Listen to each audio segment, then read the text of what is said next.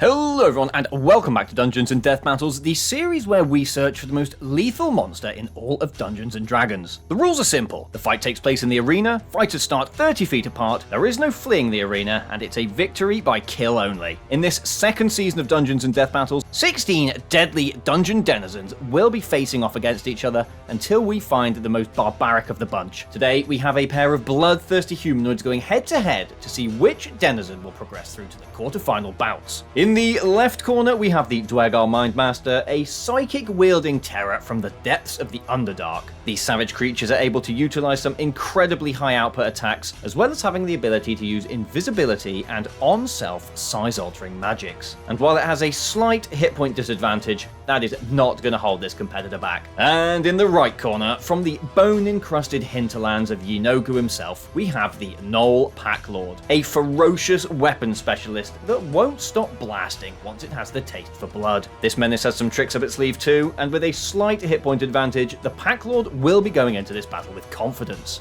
Now, for the sake of this combat and for future battles, the arena does in fact have a roof overhead, which does mean that the Duergar Mind Master will not immediately be suffering from sunlight sensitivity. And this doubles up by also meaning that flying creatures cannot simply escape the arena. So, without further ado, let's roll in some initiative, starting off with the Duergar Mind Master. So, Duergar Mind Master coming in with a +3 to this initiative roll. So, let's see how it does. And that is rolling in with a natural 20. An incredible start from the Duergar Mind Master. Let's see if the Gnoll Pack Lord can match that. Anything less, and it is not even in with a shadow of a chance of going first. So, Gnoll Pack Lord rolling in. It has to get a natural 20 here. And a 15 +2 for 17. Usually a very high roll. Would possibly even see it go first, but not in this instance, as with that natural 20, the Duergar Mind Master is coming in hot. And the Duergar Mind Master could not have asked for a better start here, and utilizing its advantage to the full, it is going to go invisible. And following on from this, it is going to creep around the Gnoll Pack Lord, setting itself up nice and strategically, before using a bonus action to use its reduce ability. The reduce ability works as follows. For 1 minute, the Duergar magically decreases in size, along with anything it is wearing or carrying. While reduced, the Duergar is tiny, reduces its weapon damage to 1, and makes attack rolls, ability checks, and saving throws with disadvantage if they use strength. It gains a +5 bonus to all dexterity stealth checks, and most importantly, a +5 bonus to its AC. It can also take a bonus action on each of its turns to take the hide action, although that is going to be an incredibly difficult feat to achieve given the arena setting. But with all that said and done, the Duergar Mind Master's turn is going to end and will hand over to the Gnoll Pack Lord, which is standing there scratching its head, having just witnessed its opponent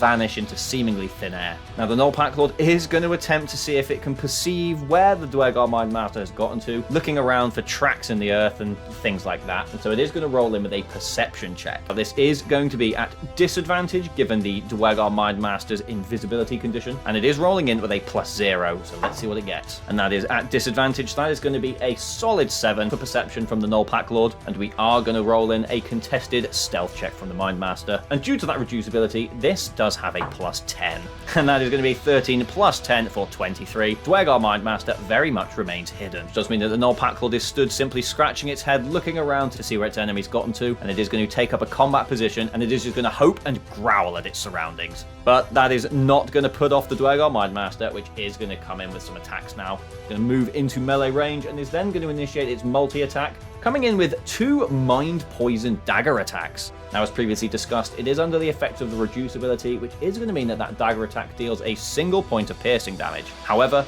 it will be coming through with 3d6 psychic damage as well. And of course, due to its invisibility, this first attack will be rolling in with advantage. Of course, after it does make this first attack, the invisibility condition will drop, and it will be rolling subsequent attack rolls straight. But anyway, advantage coming in through on this first one, so let's see what it gets. Rolling in, and that is a 13 +5 for 18, which is going to break through the Gnoll's AC of 15. So we've established that 1 point of piercing damage has gone through, but now it is time for 3d6 points of psychic damage. So let's roll in for that right now, and that certainly could have been higher, but still not a bad hit, with 7 points of psychic damage accompanying that 1 point of piercing damage for a total of 8, bringing that Pack Lord down to 41 hit points after the first strike. But as we know, the Duergar Mind Master is not finished, and it is going to come through with its second attack, this time rolling in straight. Rolling that one in, and that is a 19 +5 for 24. Again, another sure strike right right there. And so rolling in yet another load of 3d6 again, plus that 1 point of piercing damage. And that's looking a little bit more like it, with 5, 4, and a 2, rolling in for 11 points of damage, plus that 1 for 12, bringing the Pack Lord down to just 29 hit points after that initial barrage of attacks. And with all that said and done, we are going to hand over to the Gnoll Pack Lord, which, having been dealt 20 points of damage in that first combat round, is not going to be feeling particularly happy. And it too is going to roll in with its multi-attack, using 2 glaive strikes against the Duergar Mind Master. Now, due to the Mind Master's reducibility, which is in full effect, it does now have an armor class of 19, so the Gnoll Pack Lord is looking to break through some pretty significant points of armor here, but it is going to do its best. So rolling in for that first one, again, +5 to this. That is a stone cold natural 1. We do love those in the first round of combat. The Gnoll Pack Lord, however, not happy with that, and it will be coming back through with yet another attack, see if it can land a hit this time. And that is much better. That is an 18 +5 for 23, which is certainly plenty to hack straight through the Mind Master's defenses, tiny or not. So the Pack Lord is going to deal 1d10 plus 3 points of slashing damage, so rolling in, and that is a big hit right there. That is 9 plus 3 for 12, a very, very solid hit, reducing the Mind Master down to just 27 hit points. Now, as discussed, the Gnoll Pack Lord does have some tricks of its own, and it is going to take this opportunity to use the Incite Rampage ability. One creature the Gnoll can see within 30 feet of it can use a reaction to make a melee attack if it can hear the Gnoll and has the Rampage trait. Now, the Gnoll Pack Lord does most certainly have the Rampage trait, and it can definitely hear itself, and so it is going to be able to use its reaction to take an additional attack against the Mind Master. And so that is exactly what it's going to do. So rolling in an additional attack this round, and that is a 13 +5 for 18, just missing the Duergar Mind Master there as it dips under the glaive. A very unfortunate turn of events there for the Gnoll Pack Lord, but at least it did manage to get some damage in. But now we are going to rotate back around to the Duergar Mind Master, which is going to see if it can recharge its invisibility. So we're going to roll in with that d6. We are looking for a 4 to 6, so let's see what it gets. And that is a 5, which does mean that it recharges its ability. And of course,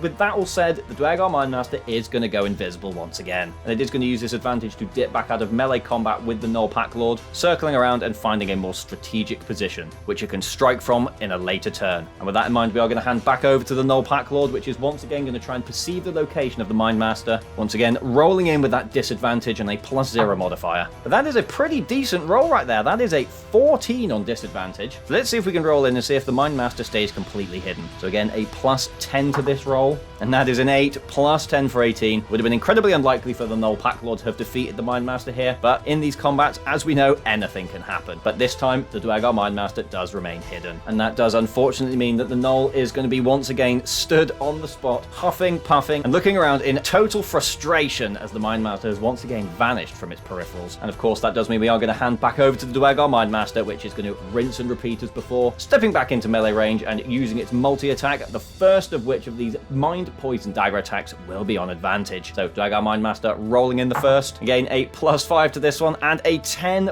+5 is going to make 15, which is of course a hit. So once again, the use of its invisible condition to get that advantage really paying off for the Mind Master here, as it is once again going to deal that single point of piercing damage, accompanied by 3d6 worth of psychic damage. So rolling in once again, and that is 2 2s and a 4 for 8, plus that 1 point of piercing damage for 9 total. And then of course it is going to come in with that second attack, this one no longer on advantage. So let's see what it can roll through with.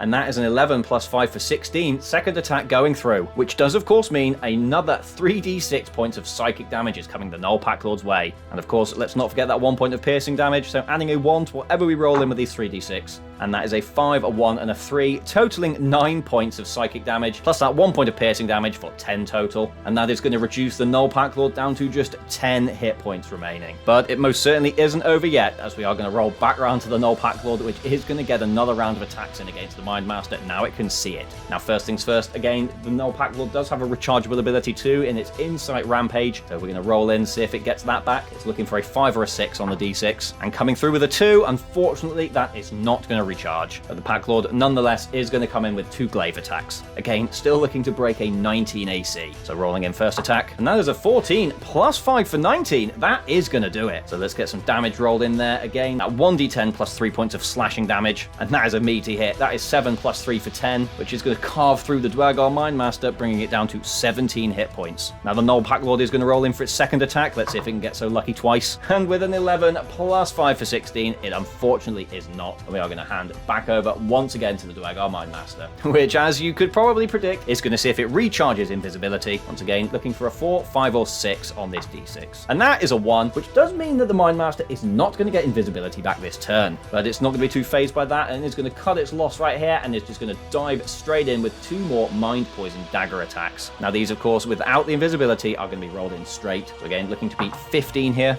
And a 5 plus 5 for 10 is not going to do it. Second attack coming in. And that is an 8 plus 5 for 13, also not going to do it. Duergar Mind Master not doing so well without its invisible advantage. And that does mean we hand back over to the Gnoll Pack Lord, which is going to see if it recharges that Incite Rampage once again. And a 5 is going to do it, which means it gets that ability straight back into its arsenal. And with that in mind, it is going to come in with the first of its 2 glaive attacks. Let's see what it can get. A natural 1, certainly not going to do it. As we roll in with that second. And a 2, it's adding up. Let's see if the next one's going to be a 3. Unfortunately, that is not going to hit. And it is going to take its Incite Rampage ability. As we've said before, it is able to use its ability to make an attack with its reaction. So here we go, coming in for that third attack. And that is what it was looking for. That is a natural 20. Huge use of that Incite Rampage ability there, getting that natural 20 in there on that glaive attack. Wonderful stuff from the Gnoll Pack Lord, as it is now going to be rolling in with 2d10 plus 3 points of slashing damage. This could be really big right here for the Gnoll Pack Lord. So rolling in, let's see what it can do.